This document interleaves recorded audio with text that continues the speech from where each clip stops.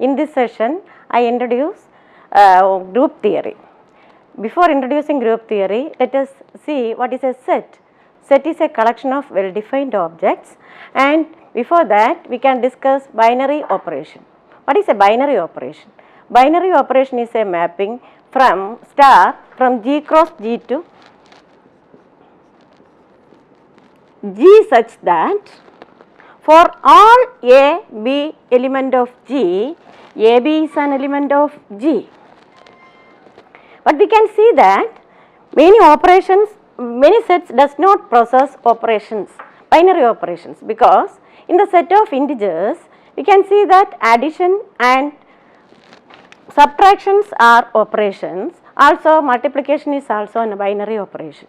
But for division, A, B element of G is set, we can see that A by B is not an element of Z. Therefore, we can say that division is not a binary operation. Before this binary operation, let us define group. Group is a non-empty set together with a binary operation also satisfies three properties. One of the properties is associativity, another is inverse, and also existence of identity. Let us see how this operations preserves.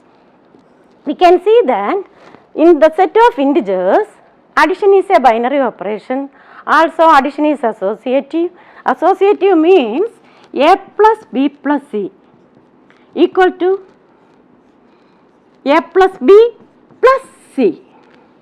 Also existence of identity, that means there exists an element E element of G such that A star E equal to A equal to E star A. We can see in the set of integers, 1 is the identity, 0 is the identity, because A plus 0 equal to A equal to 0 plus A. But again for the set of integers, minus A is the inverse. For any A in Z, there exists a minus A such that A plus minus A equal to 0, the identity element. A plus minus A equal to 0 equal to minus A plus A. Hence, this set of integers is a group under addition. Similarly, we can see that in this group set of integers, multiplication is also a binary operation. Subtraction is also a binary operation. But under the subtraction, Z is not a group. So, we see that under addition, Z is a group because it satisfies all the axioms. But for the set of integers under subtraction, it is not a group because the associative property does not satisfy it. Similarly, we can see that under multiplication, Z is not a group because the existence of identity does not exist. But we can see that there are so many sets which satisfies group. One of them is the set of rationals, other is set of real numbers, and also the set of complex numbers. Above that, we can find finite sets also. A finite set is a set containing only a finite number of elements. For example, we see that if G equal to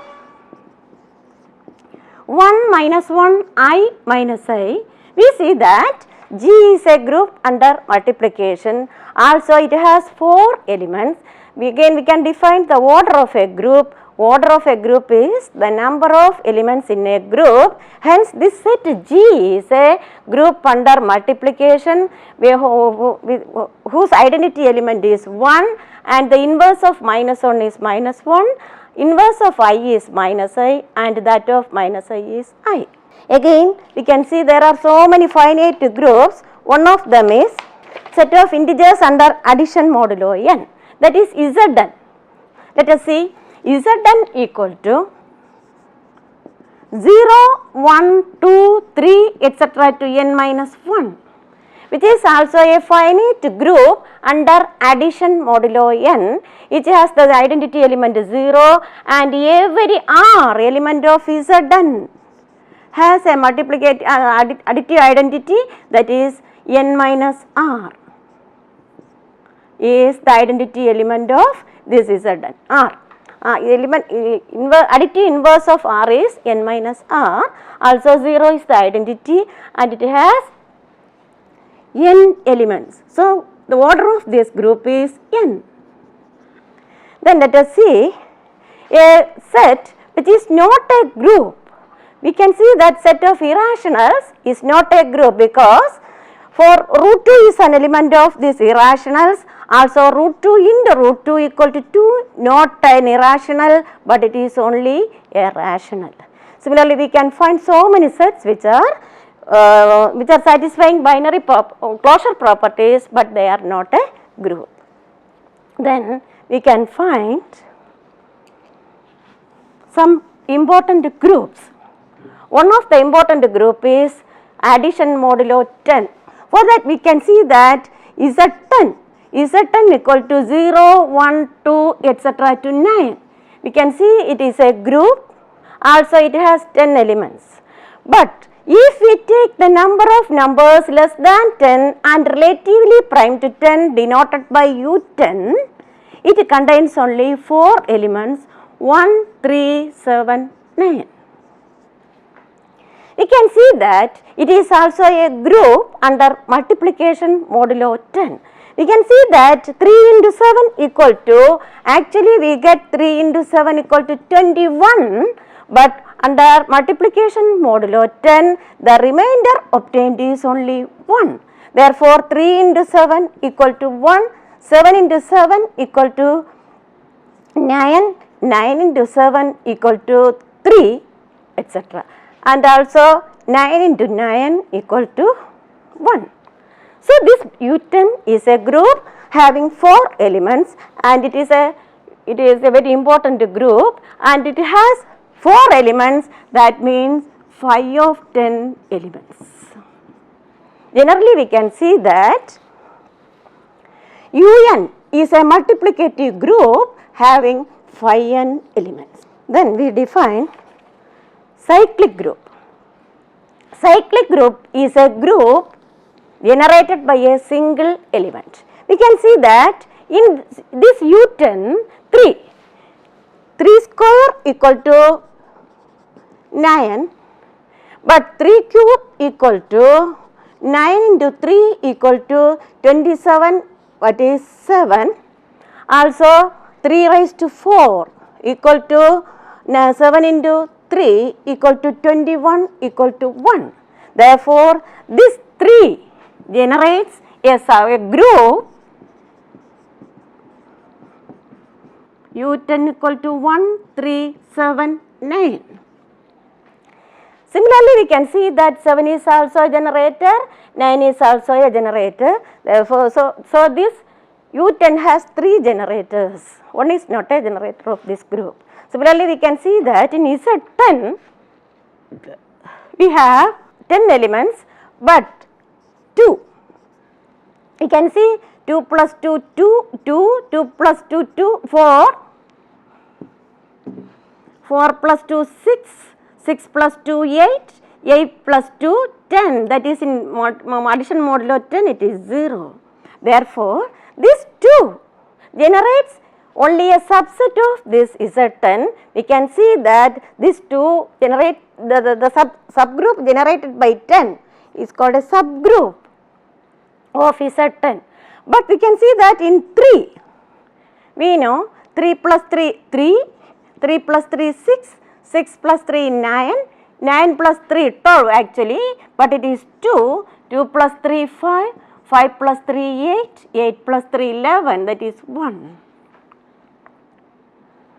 1 plus 3, 4. 1, 2, 3, 4, 5, 6, 4 plus 3, 7. Yes. So, this 3 is a generator of Z10. At the same time, 2 is not a generator of Z10. Only 2 generates a subgroup. So, what is a subgroup? Subgroup is a subset of this group such that it itself form a group under the operation, or it is a group under the induced operation. That is the same operation here, and in certain also two are same, but 0 is the identity. Every element has its inverse and it itself form a group. So 2 is this H generated by 2 is a subgroup of Z10. Then we define order of an element. What is the order of an element? We can see in Z10, consider 2. 2 is an element of Z10, but we can see that after 5 operations, that is 2 raised to 5, we get the identity. So, this order of 2 is 5, or simply order of an element is the least positive integer such that a raised to n equal to e. Then order of a equal to n. Sometimes this order may be finite, otherwise it may be infinite. For the set of integers, we can see that only 0 has, set of integers, only 0 has a finite order and all the remaining elements does have infinite order. Then we define non-abelian group. We can see that set of matrices, set of square matrices, and it is also non-singular, form a group under multiplication. That means if A and B are two matrices, A and B are two matrices and they are square matrices, also they are non-singular, and it is simply denoted by SLN2. SLNR means set of all non-singular matrix of order n over R, that is whose elements are in R. Then we can see that they form a group under multiplication. But we can see A into B is not equal to B into A. Hence, the set of all, the group of all matrices does not is not abelian. It is called non-abelian group. But we see that U10 and Z10, every groups are abelian. Abelian means A star B equal to B star A. Then let us pass on to some other examples, that is permutation group. What is a permutation? A permutation is a mapping from a set onto itself. That means if A is a set containing 1, 2, 3, then if there exists a mapping that 1 maps to 1, 2 maps to 2, 3 maps to 3, then we can say that it is a permutation. Sometimes it may be 1 maps to 2, 2 maps to 3 and 3 maps to 1. Again it is a mapping which is 1, 1 and 1, 2. F is a mapping from A to A. This is called, it is also 1, 1 and 1, 2. That means one element has one image, and also every element has a pre-image. Then we can see that this collection of all permutations form a group. But let us see that for if A has 3 elements, we can find 6 permutations. One of them is 1 maps to 1, 2 maps to 2, 3 maps to 3. That is say row naught. Other one is 1 maps to 2, 2 maps to 3, 3 maps to 1. That is row 1. Then 1 maps to 3, 2 maps to 1, 3 maps to 2. That is row 2. Similarly, we can see that 1 maps to 1, 2 maps to 3, 3 maps to 2. That is also another permutation that is denoted by mu1. Similarly, we can see mu2, that is 2 maps to 1 maps to 3, 2 maps to 2, 3 maps to 1. That is mu2. And there is another permutation that is 1 maps to 2, 2 maps to 1, 3 maps to 3. Thus, we have totally 6 permutations, and it is called as S3. S3 equal to row naught, row 1, row 2, mu1. mu2 and mu3. We can see that this S3 has so many subsets, but among that some of them are subgroups. One of the subgroups is say H0 equal to S3 itself. Other one is H1 equal to rho naught, rho 1, rho 2. Other is H2 is rho naught mu 1 and H3 equal to rho naught mu 2. Then H4 equal to rho naught mu 3. The last one is H5 equal to rho naught. We can see that this sigma rho naught, rho 1, rho 2, this is also a subgroup because we can see the inverse of rho 1 is rho 2 and rho 2 is rho 1, rho naught is the identity. Similarly, inverse of mu 1 is mu 1. We can see that mu 1 inverse mu 1 equal to mu 1 into mu 1 equal to mu 1 composition mu 1 equal to mu 1 is mu 1 equal to 2, 3 composition 2, 3. That means 1 maps to 1, 2 maps to 3, 3 maps to 2. Composition 1 maps to 1, 2 maps to 3, 3 maps to 2. Its product is, we can see 1 maps to 1, 1 maps to 1, 2 maps to 3, 3 maps to 2. That means product is 2 maps to 2, 3 maps to 2, that is 3 maps to 3. It is the identity. Thus we see that these 1, 2, 3, 4, 5, 6. There are 6 subgroups for this S3. By means of these subgroups, we can find the lattice diagram. Also, we can see that these elements of this S3 are the permutations or the rotations of a triangle, equilateral triangle having vertices 1, 2, 3 and it is rotation. First we rotate anti-clockwise direction along the axis in the center. We can see that if we rotate 90 degree,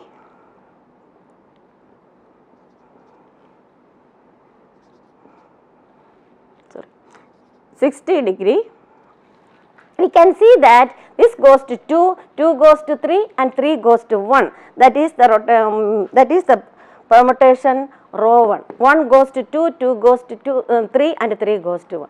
Again we rotate, we can see that 120 degree, that means total 120 degree, we get 1 goes to 3, 3 goes to 2 and 2 goes to 1. Similarly, if we place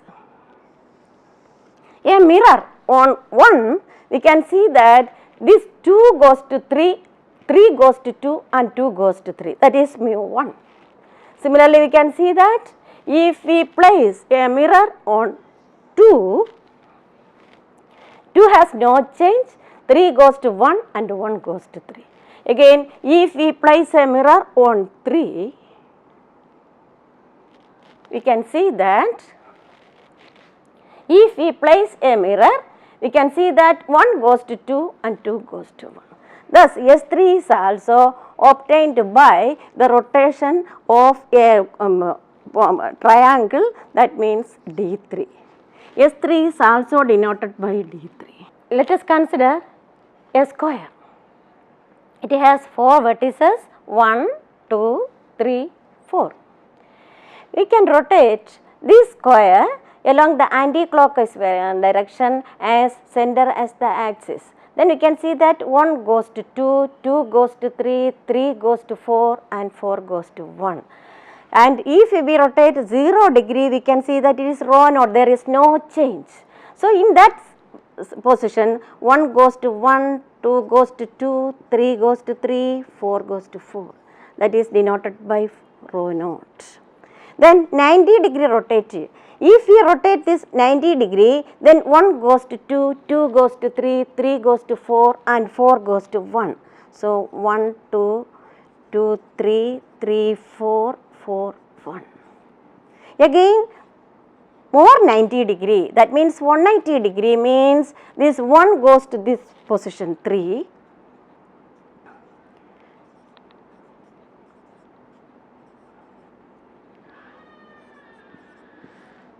Similarly, one more position, we can see that 1 goes to 4, 2 goes to 1, 3 goes to 2, 4 goes to 3. Again, if we take a mirror along this axis, M1, say D1, D2.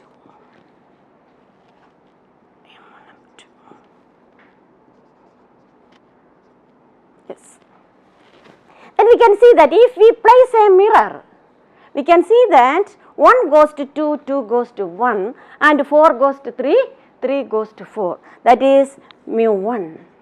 Similarly, if we place a mirror along this, we can see that 2 goes to 3 and 1 goes to 4.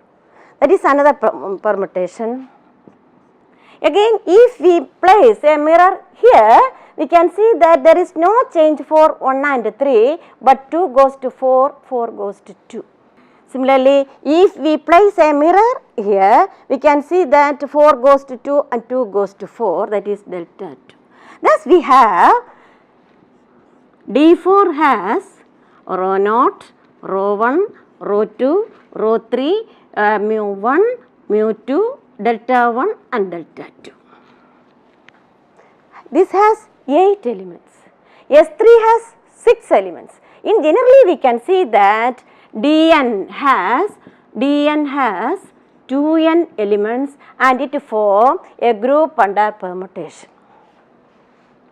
Then let us consider only simple one factor and then that is about group homomorphism. If F is a mapping from G to G dash such that F of A star B, if A star B equal to Fa, where the operation star is in G and G dash is, it is another group. Then we can see that if G is a group, suppose for example, if G is a group containing 1 minus 1 I minus I and G dash is another group, say 0, 1, 2, 3, we can find a homomorphism from G to G dash. Here the operation is multiplication and here the operation is addition modulo 4. Again, we can define kernel. What's a kernel? Kernel of a homomorphism is a set of those x element of G such that phi x equal to E dash, where phi is a homomorphism, Fx equal to E dash. Then we say denoted by kernel of F equal to set of those x element of G such that Fx equal to E dash, where E dash is that. So, we can see that in these two groups there is a homomorphism from G to G dash, but the identity element of this G dash is 0, that maps to 1 under the homomorphism, say Fx equal to I raised to n, Fx equal to f of x equal to x raised to n. If we define Fx equal to x raised to n, we can see that kernel of F is the set of those x element of G such that Fx equal to E dash. By means of these facts, we can define the important theorem, that is basic isomorphism theorem. It is the key point of the abstract algebra, that is the first isomorphism theorem.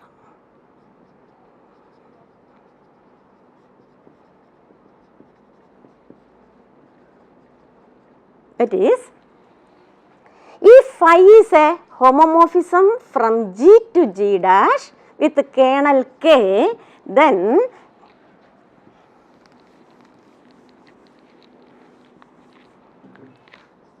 G by K is isomorphic to phi of G. By means of this theorem, we can prove so many problems in algebra.